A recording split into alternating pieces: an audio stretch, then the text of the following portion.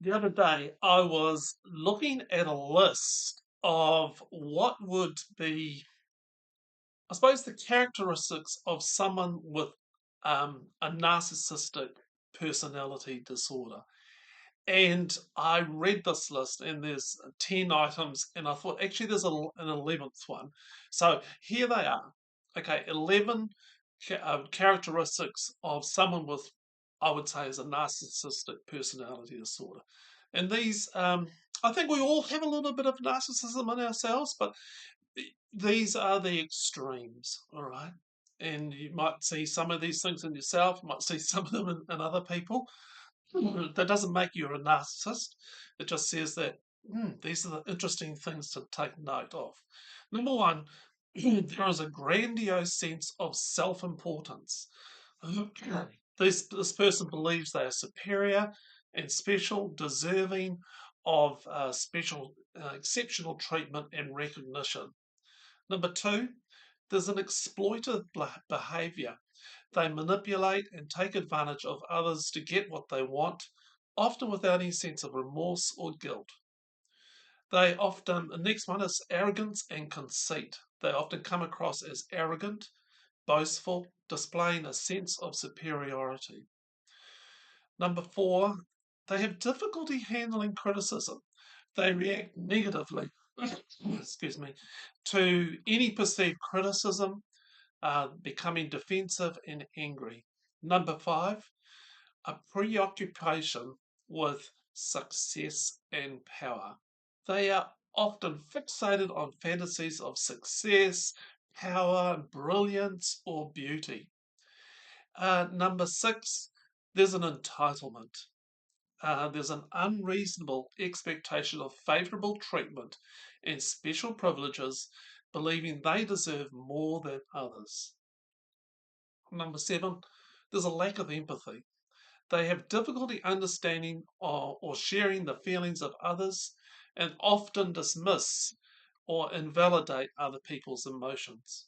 Number eight, there's a need for admiration and attention. There's like a constant craving for praise, validation, and attention from others, often seeking it through manipulation or grandstanding.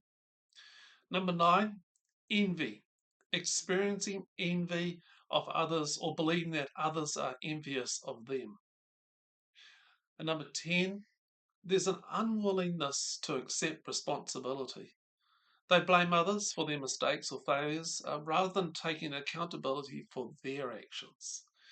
And as I said earlier, I think I could add an 11th characteristics, and this comes from people talking to people who have been involved with someone who's got strong narcissistic tendencies. And the 11th is they've got an attractive mask. They have such a beautiful, alluring presence to them that it sort of draws you in.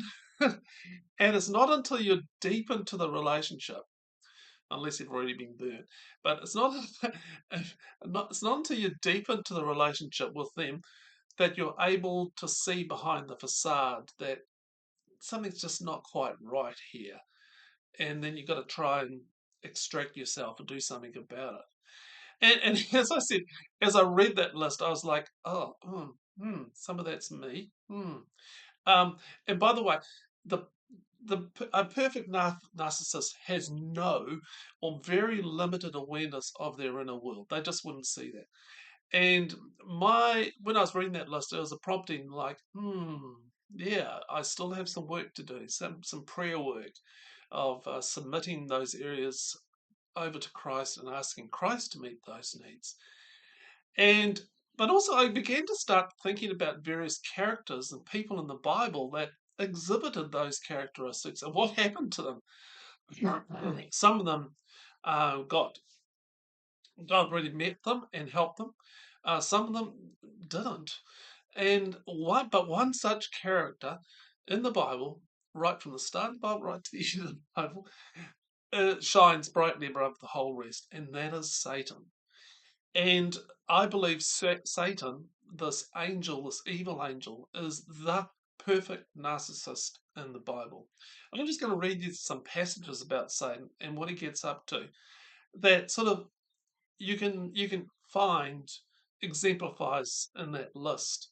Here's one from Isaiah, and this is widely attributed to being about Satan. How you are fallen from heaven, O day star, son of dawn. How you are cut down to the ground, you who laid the nations low. You said in your heart, I will ascend to heaven. I will raise my throne. That's a Satan thing. That's a narcissistic thing. Above the stars of God, I will sit on the mount of assembly, on the heights of Zaphron. I will ascend to the tops of the clouds. I will make myself like the Most High. That's just so narcissistic type wording. I'm going to be the success. I'm going to be this. I'm going to be this. I'm better than all the rest of you. Um, so proud, so narcissistic. And the next one comes from when Jesus went out to the desert to be tested, to be tried, to really, he might put himself in a hard place. And it's Luke 4:6-8. Then the devil led him up and showed him in an instant all the kingdoms of the world. And the devil said to him, to you I will give their glory and all this authority, for it has been given over to me. Now let's just pause there. It has not been given over. It was a big, big lie. He thought he had, but it was a complete lie. Um, so, to you I will give their glory and all this authority, for it has been given over to me, and I give it to anyone I please. If you then will worship me, it will be yours. So there you go. Satan is wanting worship, wanting submission. And Jesus answered, worship the Lord your God and serve only him. Pretty powerful. Boom, boom, that's it. And combined with all the other passages about the work of Satan right throughout the Bible, I think we can see the full 11 characteristics played out. Satan is all about worship of Satan. There's this wonderful little scene in The Lion, the Witch, and the Wardrobe, a story by C.S. Lewis, and it's of the White Witch, and which is Satan personified in this character. And there's a little boy called Edmund, and Edmund has been attracted to her, and he calls her her Majesty, and she, with real nasty sort of alluring temptation, she says, "Look, I can give you anything to eat." And he looks at her and he says, and I've got this clip YouTube in the show on the website. He said he asks for Turkish delight, and this is the allurement. This is the trap, and she just and gives him um, this beautiful Turkish delight, and she's got him. And the temptation is so innocently given to fill, so that we can fill our heart's need in our own way. And I've written this: a small taste of Turkish delight can lead to a sugary corruption of the soul. And that's true. Just a small taste, and we want more, and we want more. By the way, I actually quite like Turkish delight, but I don't overindulge. I enjoy other things too. But that's what happens. That's what Satan wants to do. Just puts out a small little sampler and gets us hooked into those narcissistic type ways. There's other characters from the Bible that exemplify those characteristics I talked about earlier. King David and his behaviours related to Bathsheba and her husband. Nabal, it's a story of a foolish man and drunken.